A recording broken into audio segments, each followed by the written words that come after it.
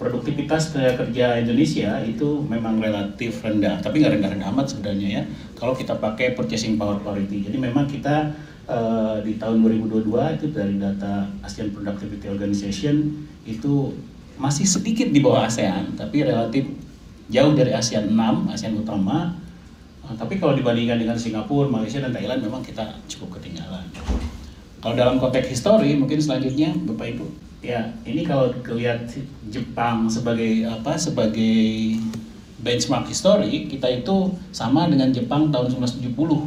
Jadi 50 tahun behind Jepang gitu ya. Jadi masih lama kita kalau kita ingin seperti Jepang sekarang gitu. Yang ini itu adalah produktivitas kalau diukur dari output per jumlah tenaga kerja. Nah, ada konsep lain dari produktivitas namanya multifaktor productivity. Jadi multifaktor productivity itu adalah produktivitas bukan hanya tenaga kerja tapi semua input, karena dalam proses produksi kan bukan hanya tenaga kerja ya. Ada kapital dan lain-lain. Nah, ini ada data yang menarik sepanjang 22 tahun terakhir. Itu kalau kita lihat Indonesia, input kita bagi dua menjadi labor dan kapital. Itu selama 22 tahun terakhir itu kapital kita naik 4,97% per tahun. Labor kita naik 4,86% per tahun. Gitu ya. Kalau diagregasi keduanya menjadi input, itu input kita naik 4,86% per tahun. Tetapi outputnya naik lebih kecil dari kenaikan inputnya. Jadi GDP kita ya, itu selama periode tersebut hanya naik 4,7% per tahun. Kok bisa inputnya naik 4,86% per tahun, tapi outputnya naik 4,7% per tahun? Artinya apa? Artinya kita mengalami penurunan produktivitas per tahunnya sebesar minus 0,15% per tahun. Dan itu hanya terjadi di Indonesia dalam data ini. India itu kita lihat inputnya naik 4,6% per tahun, outputnya naik 6,7% per tahun. Ada peningkatan multifaktor productivity sebesar 2,1% per tahun, kalah Cina juga selama periode tersebut. Gitu ya. Nah, kenapa saya menyampaikan ini? Karena multifaktor productivity atau total factor productivity itu kunci utama sebuah negara bisa mengalami istilahnya itu dalam ekonomi itu growth spell atau growth duration yang lama. Dalam teori pembangunan itu yang neoklasik itu ada yang bilang bahwa karena konvergensi katanya, lupakanlah kalau kamu udah kaya, kamu nggak akan grow. Jadi kalau negara udah kaya, itu katanya nggak akan growing. Gitu. Kan konvergensi. Gitu. Makanya sesuai dengan data-data yang ada juga, biasanya kalau negara-negara kaya itu pertumbuhan ekonominya nggak tinggi-tinggi amat. Itu biasa ya. Kita jangan merasa hebat kalau pertumbuhan ekonomi kita lebih tinggi dari Belanda, jangan merasa hebat. Memang secara alamiah harus begitu gitu loh. Karena kita lagi growing. Belanda udah saturasi.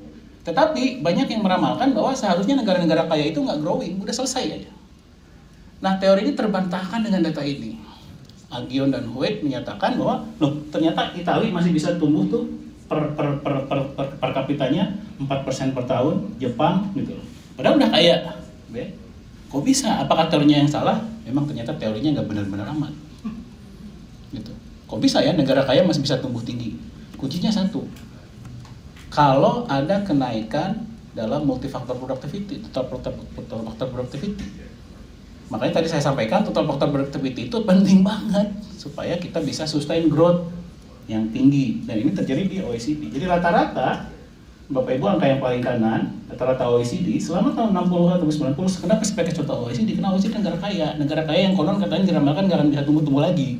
Jadi, ternyata pada periode 60-90, negara-negara kaya ini itu pendapatan per kapitanya tumbuh lumayan, lebih dari 2% per tahun, Pak. 1,61 tambah 0,8. Itu 2,4. Ya, persen per tahun. Ini per kapita loh. Ya. Nah, ini sumbangan yang terbesar yang biru. Apa itu? Productivity. Selama ini di Indonesia, pertumbuhan ekonomi itu masih dipengaruhi oleh apa yang disebut, maaf kalau agak sedikit ekstrim, capital fundamentalism. Fundamentalisme kapital. Pokoknya kalau mau tumbuh investasi, itu aja. Padahal sejarah pembangunan menunjukkan bukan itu kontributor utama dari pertumbuhan ekonomi. Yang investasi itu hanya yang oranye, itu namanya capital deepening. Yang biru itu produktivitas, gitu loh. Gitu ya. Nah itu, nah selanjutnya. Nah ini mohon maaf kalau saya agak gaya-gayaan, bukan bermaksud gaya-gayaan, tapi untuk menerangkan bagaimana caranya meningkatkan produktivitas, itu bisa 10 slides. Saya mau bikin 1 slide supaya gampang diingat, atau copy gitu ya. Nah jadi, kalau Bapak Ibu lihat, nah, ini ada sedikit bagaimana kita meningkatkan produktivitas. Nah, persamaan yang kiri itu persamaan output, fungsi produksi. Labor itu jumlah labornya, K itu jumlah mesinnya. Lalu ada parameter. Parameter utama ada 3. A itu adalah produktivitas dari mesinnya. Mesinnya kita perbarui gitu loh. Jadi lebih baru, ya lebih canggih, itu A-nya naik. Bukan menambah mesinnya, tapi mesinnya diperbarui, itu A. B itu kalau labornya kita upskilling. B-nya naik gitu loh. Berarti itu produktivitas yang atribut itu, labor gitu loh. Kalau kita educate ada training gitu. T itu tadi multi-factor productivity. Jadi T itu adalah peningkatan produktivitas yang tidak bisa kita atributkan ke tenaga kerja atau kapital. Productivity per labor tinggal dibagi aja persamaan sisi kiri dan sisi kanan dengan L. Dapatlah equation yang sebelah kanan ini. Ada satu term baru namanya K kecil. K kecil itu adalah rasio kapital per labor. Nah, ini yang disebut dengan capital deepening. Artinya apa? Artinya kalau K kecil naik, itu setiap satu labor mesinnya lebih banyak. Gitu loh. Setiap satu petani pacunya lebih banyak, bukan pacu, lebih mesin lah gitu. Itu capital deepening gitu namanya. Jadi produktivitas bisa meningkat betul kalau ada investment. Ya, kalau dikasih pacu, dikasih traktor ya petani. Jadi kita juga sama. Produktivitas bukan hanya kerja keras labor, tapi seberapa besar perusahaan invest di dalam mesin-mesinnya yang canggih, ya?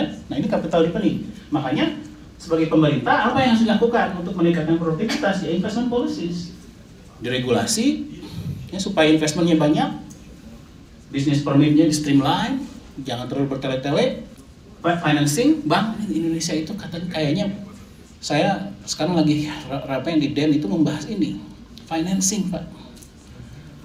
Tingkat bunga di Indonesia tuh tinggi banget dibandingkan peers. Salah satunya adalah karena net interest margin bank itu tuh besar banget. Jadi bank itu ngambil tabungan masyarakat, ya bunganya nggak ada. Karena 80% uang yang tertanam di bank itu bukan deposito Pak, kasa namanya. Itu saving account. Karena orang Indonesia itu nggak mau deposito, takut besok mau cari istri kedua, tentu susah gitu. Jadi ya udah yang gampang aja gitu, gampang ditarik gitu loh. Nah itu, jadi nggak mau ke deposito. Jadi bank enak, bank kipas-kipas, dipinjemin dengan bunga yang jauh lebih tinggi.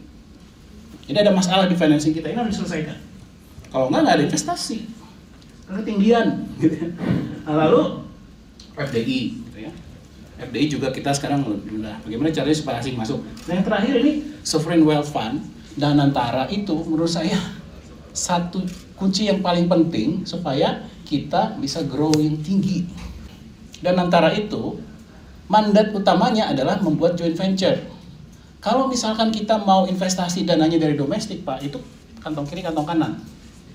Jadi secara agregat nggak akan nambah, gitu loh. Tapi kalau Danantara, dia nih saya punya 100 miliar dolar, kamu bisa nggak nambah 100 miliar dolar dari luar? Itu fresh money. Kalau fresh money kapital naik, gitu loh. Nah ini mandatnya itu harus diselesaikan mandatnya. Nah ini semua dalam konteks meningkatkan produktivitas. Nah itu K kecil.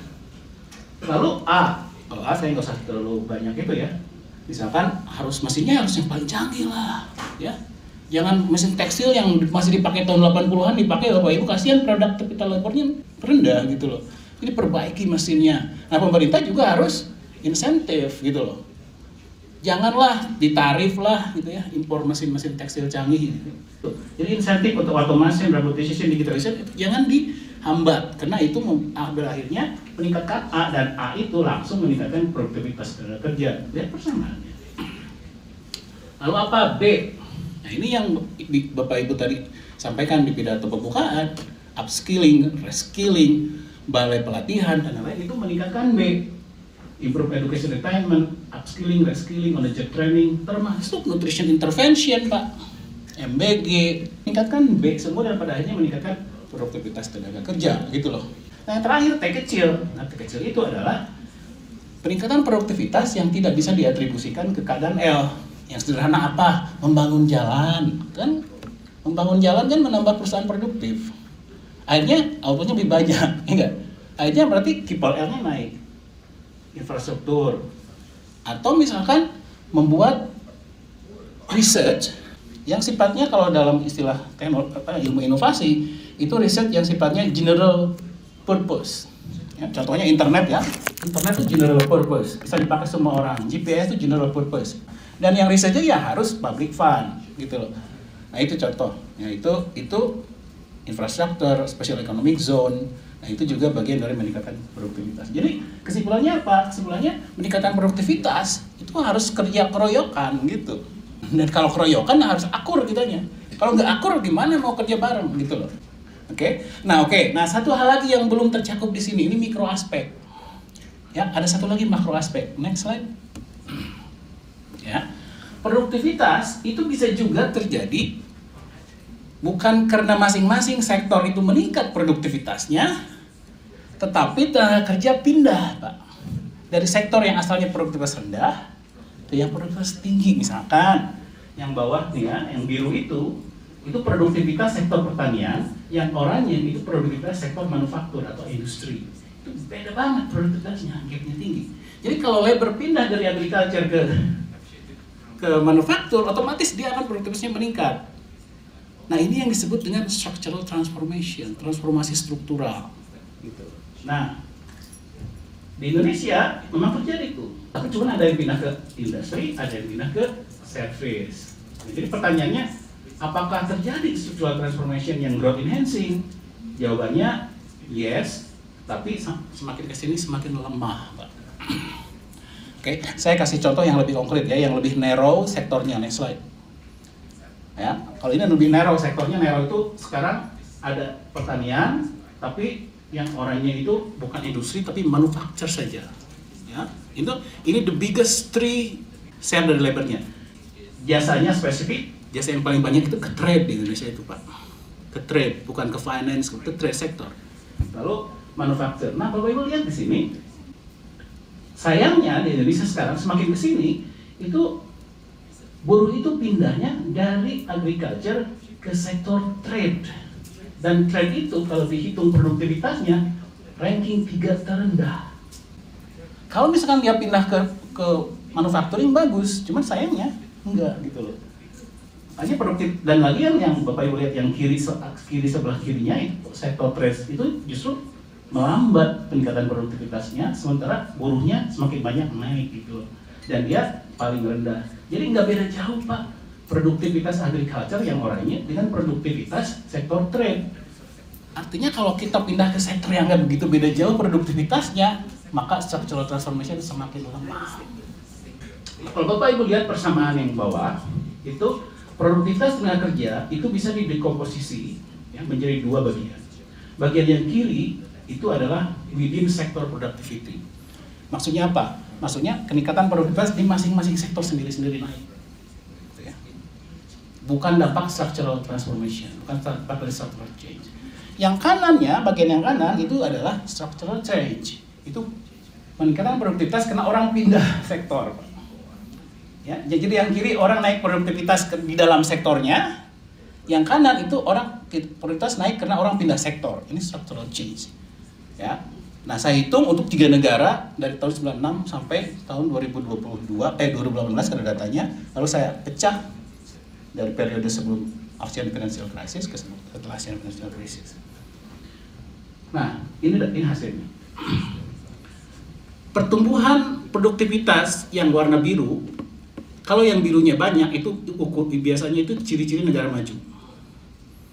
Ya, kenapa ya? Karena negara maju sudah selesai structural transformation-nya. Ya, kalau negara berkembang kan belum selesai structural change-nya, ya nggak sih? Agriculture-nya masih pindah. Kalau di Singapura mau pindah kemana lagi? Mau semua service, gitu ya, misalkan kayak gitu, ya. Jadi udah selesai. Jadi itu ciri negara maju. Nah, coba lihat sekarang. Indonesia itu relatif kuat structural change-nya di tahun 1996. Gitu ya. Tetapi sekarang itu melemah banget, gitu ya, di tahun 2020 ke 2018. Ya, itu hampir lebih dari setengah kenaikan produktivitas di tahun 1996 itu disebabkan oleh structural change 2,94% per tahun. Cuman ini ada yang menarik, membandingkan negara lain. Cina itu di 2 periode dibandingkan, itu kesimpulannya satu, nggak ada matinya. Di Cina itu nggak ada matinya, ya. Jadi dia itu pertama structural change-nya, produktivitas growth-nya tinggi, tumbuh sudah di bawah di atas 8% per tahun, baik di periode 1 maupun periode 2. Lalu kuat yang birunya, berarti produktivitas masing-masing sektornya meningkat, ada juga structural change. Jadi Cina nggak ada matinya, India menemukan hidupnya. Ya, India menemukan hidupnya. India dulu kalah sama kita, Pak. Structural change-nya itu hampir nggak ada. Statik ekonominya, produktivitasnya naik karena ini. Tapi sekarang dia melesat, gitu loh. Ya, walaupun disumbang oleh dinamik di dalam industrinya. Indonesia melemah. Nah, ini yang disebut dengan Indonesia mengalami mungkin ya premature deindustrialization. Istilah premature deindustrialization itu pertama dikemukakan oleh ekonom dari Harvard namanya Danny Rodrik. Ya, Danny Rodrik itu dalam papernya ada gambar ini yang menarik. Kenapa menarik? Karena ternyata kata Danny Rodrik, pada income level tertentu itu share dari industri akan melemah, gitu aja. Baik dari share output maupun share tenaga kerja, gitu. Nah, cuman ya, semakin kesini semakin melemah. Nah, cuman kalau kita lihat titik beloknya itu lebih cepat kalau pakai ukuran tenaga kerja bukan output. Nah, itu garis yang vertikal itu Indonesia. Nah, Bappenas dan pemerintah itu ingin menggenjot industrialisasi, ingin menaikkan industrialisasi. Nah, kalau kita lihat angka ini, ramalannya Rodrik ini artinya apa? Artinya kita masih punya ruang yang atas tuh, karena titik beloknya masih jauh dari kita kan, gitu. Kita masih mungkin gitu loh. Tapi titik belok tenaga kerjanya udah dekat. Titik belok outputnya masih jauh, titik belok tenaga kerjanya udah dekat. Nah, sehingga apa implikasinya? Kita perlu mengantisipasi kemungkinan jelek bahwa industrialisasi yang akan kita lakukan itu kemungkinan besar akan semakin jobless.